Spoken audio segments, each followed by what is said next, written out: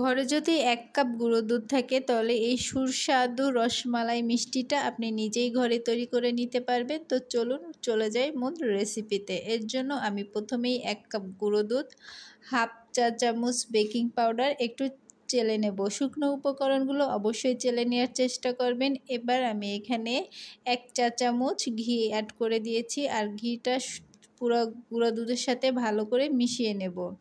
এখানে আমি একটা নরমাল তাপমাত্রায় রাখা ডিম ফাটিয়ে নিয়েছি। অবশ্যই নরমাল তাপমাত্রার ডিম হতে হবে। ফ্রিজে থাকলে আধা ঘন্টা আগে বের করে রাখবেন। এবার এই ডিমটাকে দিয়ে দেব গুঁড়ো দুধের মধ্যে আর এটাকে একটু ভালো করে মেখে নেব।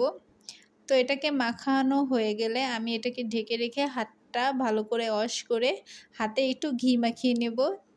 আর এটাকে বেশিক্ষণ রাখা যাবে না, তাহলে কিন্তু ডো শক্ত হয়ে যাবে, মিষ্টি পাকানো ভালো হবে না। এবার পছন্দ মতো সাইজ করে মিষ্টিগুলো তৈরি করে নিতে হবে। হাতের তালুর সাহায্যে আলতোভাবে প্রেসার দিয়ে মিষ্টিগুলো করতে হবে। এটাকে কিন্তু জোরে প্রেসার দেওয়া যাবে না, তাহলে ফেটে যাবে। আর খুব মসৃণভাবে করতে হবে, শরীরে কোথাও যেন ফাটল না থাকে। তো সবগুলো মিষ্টি আমি একইভাবে করে নেব। গোল এবং লম্বা দুটো সাইজই আমি করেছি। আপনারা চাইলে বড় সাইজেরও করতে পারেন, বড় করলে তাড়াতাড়ি হয়ে যায়। তো সবগুলো মিষ্টি আমার হয়ে গেছে। 1 কাপ গুঁড়ো দুধে এতগুলো মিষ্টি হয়েছে। এবার চলে যাব চুলায়। তো এখানে আমি 1 লিটার লিকুইড দুধ নিয়েছি আর তার ভিতর দিয়ে দিলাম 1 মগ পানি। এবার এটাকে একটু জাল দিয়ে নেব। জাস্ট বলক উঠলেই আমি এখানে 1/4 কাপ চিনি দিয়ে দেব। এবার আমি বলক ওঠার পর মিষ্টিগুলো দিয়ে দেব। মিষ্টি দেওয়ার পর এটাকে 15 মিনিট জাল দেব। আর এই 15 মিনিট চুলার পাশেই থাকতে হবে। এই ঢাকনাটা বারবার তুলে দিতে হবে, আবার ঢেকে দিতে হবে যাতে করে দুধটা পড়ে না যায়।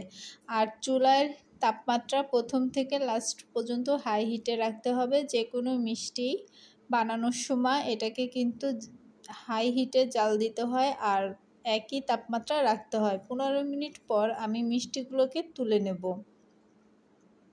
এই মিষ্টিগুলোকে তোলার পর এই রসটাকে ভালো করে জাল দিয়ে টানিয়ে নেব। এতে করে রসমালাইয়ের যে রসটা এটা খেতে মালাই এটা খেতে অনেক বেশি মজা লাগে। তো এটা টানানো হয়ে যাওয়ার পর এবার আমি তুলে রাখা মিষ্টিগুলো শিরার ভিতরে দিয়ে আর 2 মিনিট একটু জ্বালিয়ে নেব। তো 2 মিনিট পর হয়ে গেছে আমার মিষ্টি। তো এই যে আমার মিষ্টি দেখতে মাশাআল্লাহ অনেক সুন্দর হয়েছে। তো এই যে কেটে দেখাচ্ছি, দেখুন ভিতরটাও কতটা সফট হয়েছে। তো আপনিও বাসায় ট্রাই করতে পারেন। আল্লাহ হাফেজ।